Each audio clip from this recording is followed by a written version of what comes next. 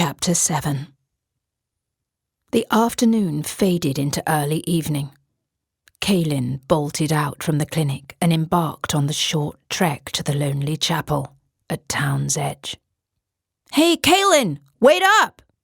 shouted the young nurse at the front desk, the lovely Laurie. She rushed out after him. Cailin slowed to a stop and turned. Shit. He struggled to make eye contact with her, as always. "I just wanted to say—" He resented her sympathies. He resented them long before his father's death.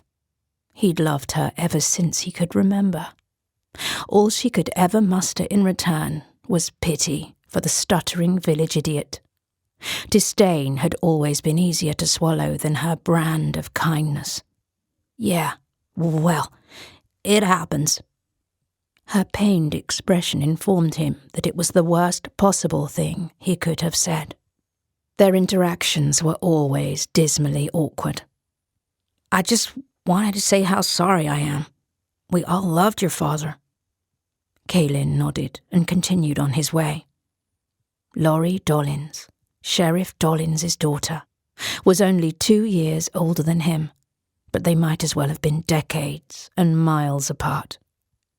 "If there's anything I can do," she went on sympathetically. No, there wasn't. He waved politely as he went. He was just the stammering fool who came to live with Dad after Mom died, and she was the village princess. Beautiful, charitable, sweet, and whose boyfriend was the biggest asshole in town. The guy would mock Cailin's stutter sometimes. "Anything, okay?" she persisted.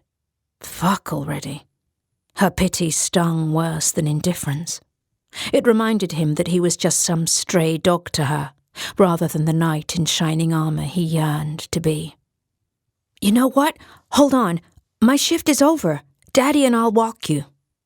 Cailin spun around pleadingly. No, I'm good, Laurie. With those rogue bears out there, we can't be too safe. Hold on." Cailin moped along, wanting to be anywhere but with Laurie and Sheriff Dollins strolling alongside, coddling him. He tuned them out. His eyes drifted to the furthest peak in the distance, the one he and Dad had attempted that day. Laurie's presence was filling Cailin with memories of him.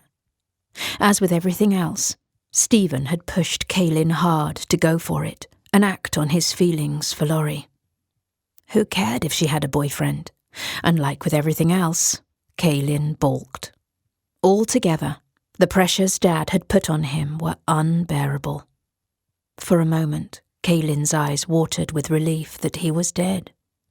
"Ain't that right?" the sheriff asked. "Cailin?"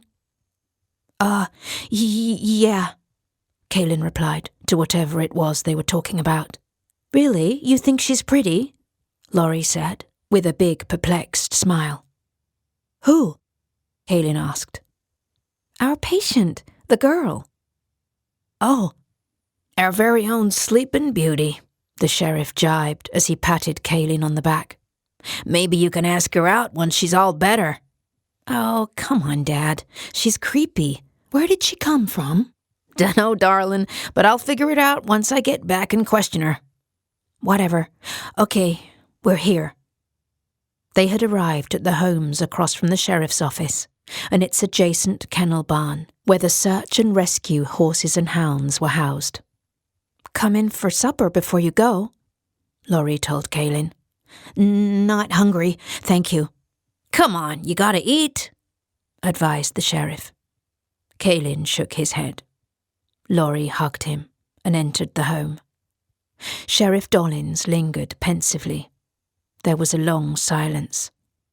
"You know, I lost my old man when I was not much older than you." Cailin looked down.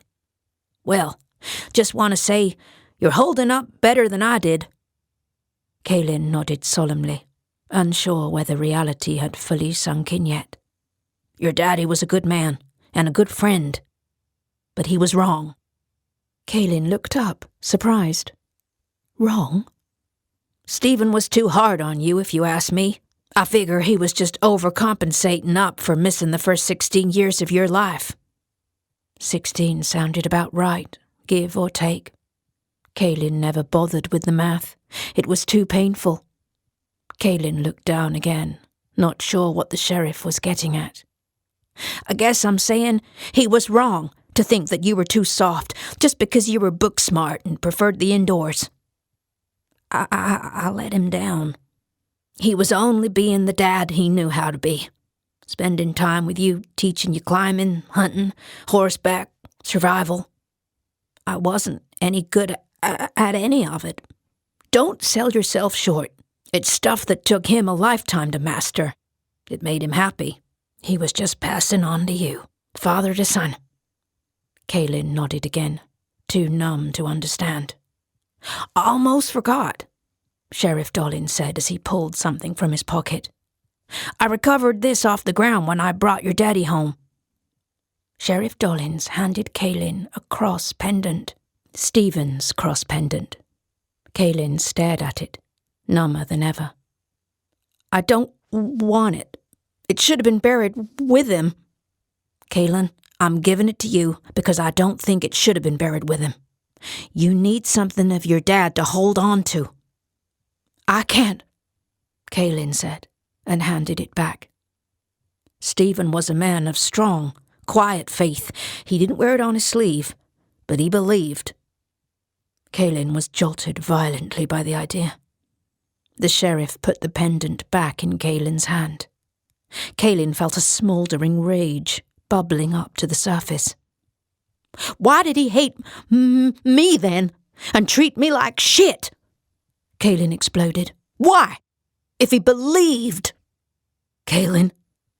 And with that, Kaylin stormed off alone to the chapel at town's edge.